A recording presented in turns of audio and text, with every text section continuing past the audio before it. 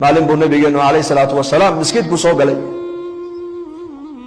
wuxuu arkay nin reer baadiye ah oo salaad tukanaya oo salaadii dhexdeedana ku ducaysanaya uu istaagay nabigu markaa ducadii uu dhageystay waa duco cajiib ah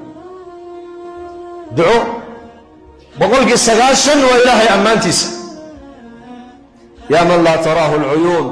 walaa tukhaliduhu addunuun ولا يصفه الواصفون ولا تغيره الحوادث ولا يخشى الدوائر يا من يعلم مثاقيل الجبال إلى آخر كيغا مركب النبي قد أبا موسى الأشعري بوي يروح كيري نكا دعاء مركو دما يكن بوكيغي مركب الله يرى نكي النبي قد دونا يرى مركب مرحبا مركب النبي صلى الله عليه وسلم غنيمة مركب الله صوب عليه وحوله مركب وقيبين أيو كيش لعاق انتو كسو نح قال النبي نكي قعنتك غردي nin baahan oo faqiir oo reer baadiya oo kuus lacag loo dhibay ka warama saas uu qalbay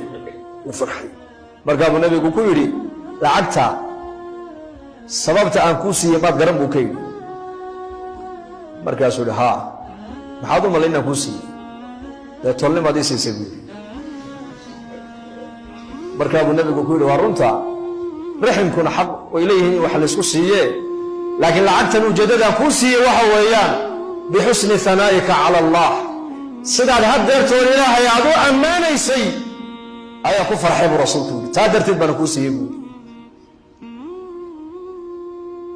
سداد الله هو بريس سداد الله هو أماني سي وايو مقصود في النبي هذا بيد الله كان يبقى أها إني بني آدم كإله كحرام مركو أرك النبي يقول شغل يسير الصعوطة وكفر حي النبي عليه الصلاة والسلام لأنه أوصي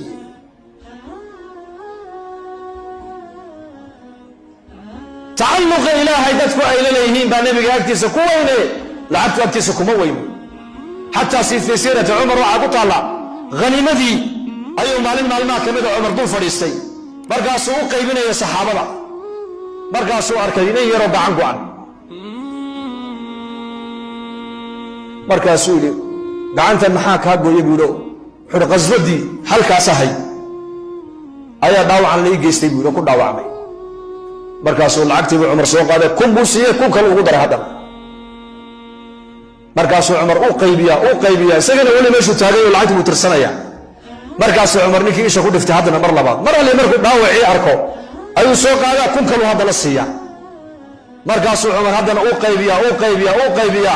markaa uu hadana isha ku dhifta halka yarka gacanta dhaawac kaga dhacay markaa uu ku kala qaado uu tiriya uu siiya madam Umar markaa uu waayay ki yara markaas la yiri Umar baa warnigii meesha joogay mee waxa la yiri xoolaha aad siisay badnideeda ayuu la dawaqay oo ka socday meesha wallahi baan ku dhaartay Umar ibn Khattab haduu ninka halka si joogi lahaa oo isheedu mar walba nabarka diinta Ilaahay loogu dhaawacay isheedu ku dhici lahayd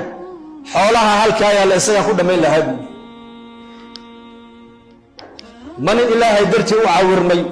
oo diinta dadaalkeega iyo koryeelkeega iyo difaaceega loo dhaawacay baan adduunka ka haysan guud anigu may wallahi waa ku bixin lahaa wax meesha yaalo dhanba